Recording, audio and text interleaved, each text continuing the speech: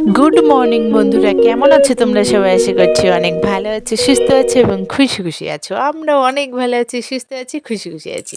উঠে পড়েছি, এখন বাজে ৫টা, ঘুম থেকে উঠে পড়েছি। আমার ছেলে ওই যে দেখো ঘুমাচ্ছে, আমি ওকে ডাকছি, ও তো উঠছেই না।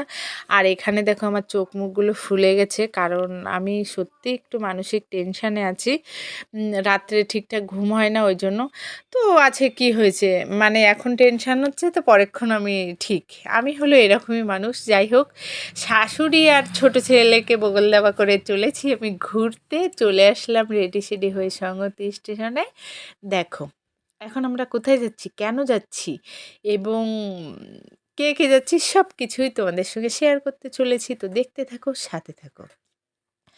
উঠে পড়েছি আমরা ট্রেনে, ওই যে আমার ছেলে বসেছে, কারণ এখন আমি তোমার বাইরেটা দেখালাম, দেখো পুরো কুয়াশায় ভরা, মানে বাইরেটা কিছু দেখা যাচ্ছে না, আমি সেটাই তোমাদেরকে দেখানোর চেষ্টা করলাম।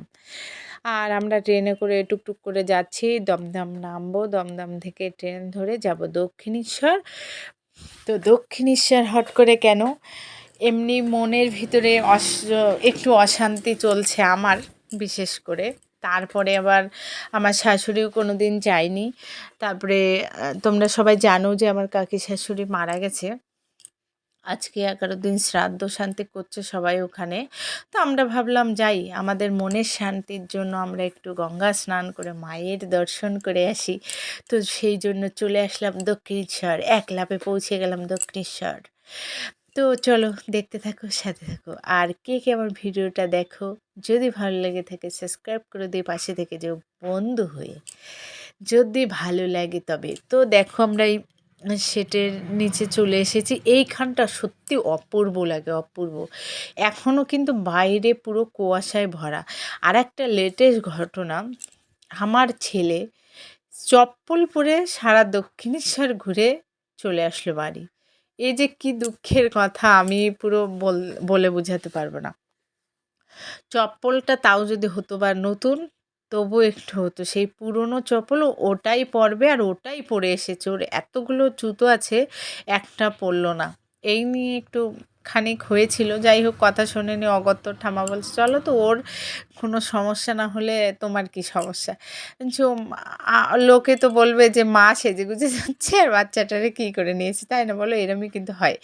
যাই হোক, এটা এটা দেখালাম এই জন্য, এটা হলো তোমার লিফট না, চলন্ত সিঁড়ির লাইন। তো আমি আবার টেনশানে আছি, আমার সঙ্গে 2 পাবলিক আছে না, ওনারা আবার পারবে কি না চড়তে। তবু একটু মানে হেল্প করে বেশ শিখে গেছে আজকে সব কিছু। ঠিক আছে? তো চলো চলে আসলাম আমরা মেন গেটে, চলছি মায়ের মন্দিরের দিকে। তো দেখতে থাকো, সাথে থাকো। এখানে এক ঝলক দেখে নিলাম। ঠিক আছে? তো আমি সত্যি এত খুশি, বলার ভাষা হারিয়ে ফেলছি। সত্যি, সত্যি মন থেকে বলছি। কার, কার এরকম হয় আমাকে কমেন্ট করে অবশ্যই জানাবে কিন্তু।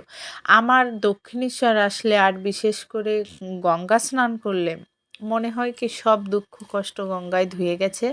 আর মায়ের মানে মা ভবতারিণীর মুখ দর্শন করলে তো আরোই কষ্ট সব লাঘ লাঘব হয়ে যায়, যেটা বাংলা ভাষায় যেটাকে বলে। যাই হোক, এখানে ওই যে আমার শাশুড়ি মা, আমি আর আমার ছোট ছেলে এসেছি, আর কেউ আসেনি। আর বাড়িতে আছে বড় ছেলে আর শ্বশুরমশাই। ওদেরকেও বলেছিলাম, ছেলেও আসতে রাজি হয়নি, ছেলের দাদু আসতে রাজি হয়নি। তো আমি কিন্তু ওই ভোরবেলা উঠে রান্না করেও রেখে এসেছি, না হলে 2জন আছে, আমার ছেলের পড়া আছে আজকে, কী খাবে বলো? তো চলে আসলাম গুটি গুটি পায়ে আমরা গঙ্গার পাড়ে। এটা হলো আমার মানে ভীষণ একটা ভালোবাসার জায়গা, ভালো লাগার জায়গা এবং শান্তির জায়গা মনে হয় নিজের। ঠিক আছে? তো সেখানে চলে আসলাম। তো দেখো সবাই তো স্নান করছে। আমরা কিন্তু 9টার ভিতরে পৌঁছে গেছি দক্ষিণেশ্বর। নেমে গেছিলাম 9টার ভিতরেই।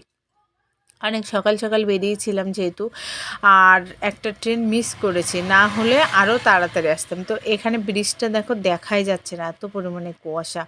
এই যে ভিউটা খুব সুন্দর লাগে, হালকা কুয়াশার ভিতর দিয়ে ব্রিজটা দেখা যাচ্ছে। যাই হোক, ছেলেকে স্নান দান করে রেডি করে দিলাম। এখানে এখন গরম লাগছে, ঠান্ডা লাগছে না।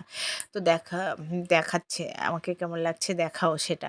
যাই হোক, শাশুড়ি মা স্নান করতে গেছে, সবাই গুটি গুটি পায়ে স্নান দান করে রেডি সেডি হয়ে গেছি। আমরা এখন যাচ্ছি সাজুগুজু করে ডালা আনতে। ঠিক আছে, ডালাটা নিয়ে যাব মায়ের কাছে। আজকে এত পরিমাণে ভিড় হয়েছে, এত পরিমাণে ভিড় হয়েছে, বলার কোনো ভাষা নেই। আমি যখন যাচ্ছি একটা দাদাভাই আমাকে ডাকছে, "ও বৌদি এইদিকে আসো, আমার কাছ থেকে ডালা নাও, আমি চ্যানেলটাকে সাবস্ক্রাইব করে দেবো।" হ্যাঁ, আমি আর তার কোনো রিপ্লাই না দিয়ে চলে গেলাম কাকুর কাছে, যে কাকুর থেকেই নিই, ওর থেকে নেওয়া যাবে না। যাই হোক, আমি নিয়ে নিলাম একটা ১০১ টাকার একটা ডালা। তো আমার মনে হচ্ছে এতে মিষ্টি আছে, আলতা, সিঁদুর, ফুল সবই আছে। এটা চলে যাবে। তো মাকে মনে মনে ডাকছি আর বলছি, "একটু জায়গা দাও তোমার চরণতলে, আর মনে একটু শান্তি দাও আমার, টেনশান একটু কমাও।" ঠিক আছে? তো এখানে ব্যাগপাতি লাইনে আছি ওই ডালা-টালা নিয়ে। আর ডালা আর ছেলে, মানে আমার শাশুড়ি মা আমার ছেলেকে ডালা দিয়ে এক জায়গায় বসিয়ে দিয়েছিলাম। আমি ব্যাগ-ট্যাগ সব জমা দিয়ে অনেক লাইন হয়েছিল। ভিতরে ঢুকে পুরো একদম সেই গঙ্গার পাড়ের থেকে লাইনটা দিয়েছিল ওই সাইড দিয়ে। এবার পুজো-টুজো দিয়ে দেখো চলে এসেছি আমরা বাইরে। আর আজকে কিন্তু ওই পাশের যে শিবলিঙ্গগুলো ওখানে আমাদেরকে ঢুকতে দেয়নি। আমি এই গেটের থেকে তোমাদেরকে একটু জুম করে আবার দেখিয়ে দিলাম যে কি প্রচণ্ড পরিমাণে লোক। এত লোক হয়েছে কেন আমি বুঝলাম না। আজকে তো রবিবার, তারপরে এরম কোনো বিশেষ দিন নেই, তারপরেও প্রচুর লোক হয়েছে। যাই হোক, এখানে আরেকটু শান্তির জন্য সারদা মায়ের মন্দিরের সামনে আমরা বসে আছি, কারণ এই জায়গাটা কিন্তু সত্যি আরও শান্তির, কারণ এখানে না দেয় কথা বলতে, না কোনো আওয়াজ আছে, পুরো একদম নিরিবিলি পরিবেশ। তারপরে এই সাইডটা একটু ঘুরতে আসলাম। এই যে সারি সারি শিব মন্দিরগুলো, এইগুলো কিন্তু আরও বেশি সুন্দর লাগে দেখতে, বলো? আমার খুব প্রিয় জায়গা। যাই হোক, এইখান দিয়ে দাঁড়িয়ে দাঁড়িয়ে আমি আবার একটু গঙ্গাকে দর্শন করছি আর অনুভূতি নিচ্ছি নিজের মনে, যে হালকা হাওয়ায় গঙ্গার পাড়ে কত সুন্দর আমেজ, কত ভালো লাগে, বসন্ত বইতেছে। ঠিক আছে, যাই হোক, মনে শান্তি ফিরে গেছে। এবার গুটি গুটি পায়ে ঘুরে ঠুরে মাকে আস্তে আস্তে বিদায় জানিয়ে টাটা বাই বাই মা বলে আমরা চলে যাচ্ছি আমাদের গন্তব্যের দিকে। তো অনেক টাইম হয়ে গেছে, বয়স্ক মানুষ আছে, সঙ্গে বাচ্চা আছে, একটু কিছু খাওয়াতে হবে তো নাকি, না হলে বাড়ি পর্যন্ত পৌঁছাবে কি করে? তো আমার ছেলে নিয়েছে এখানে 2টো পরোটা, এখানে দিয়েছে গ্রিন চাটনি আর আলুর দম 1 প্লেট, এটা নিয়েছে 70 টাকা। আর আমি আর আমার শাশুড়ি মা খাবো ভাত, মানে সবজি ভাত। তো আমি বললাম, তোমরা হাত টাত ধুয়ে আসো, আমি বসছি, কারণ ব্যাগপাতিগুলো তো এখানে রাখা আছে না, একজনকে তো থাকতে হবে। তো দেখো, এই যে ছেলেকে খাবারটা আগে দিয়ে দিয়েছে, আমরা বসে আছি অপেক্ষায় আমাদের কখন খাবার দেবে। যাই হোক, আমাদেরটাও দিয়েছিল, আমরা খেয়ে দিয়ে আমি এখন মেট্রো যাব বলে টিকিট কাটতে যাচ্ছিলাম। এখানে দেখি হই হুল্লোড় হচ্ছে কিসের জন্য, এই ছেলেটা হট করে কোথা থেকে বিয়ে করে এনেছে। তো এখানে যারা ফল বিক্রেতা বা দোকানপাট আছে তারাও ডেকে ডেকে মানে আশীর্বাদ করছে, আর তাদেরকে টাকা না কী জন্য দিল, তার জন্য প্রণাম করলো। এই দেখো, আমরা মেট্রোর টিকিট কেটে মানে মেট্রোয় যাবো বলে সে মেট্রোর প্ল্যাটফর্মে চলে এসেছি।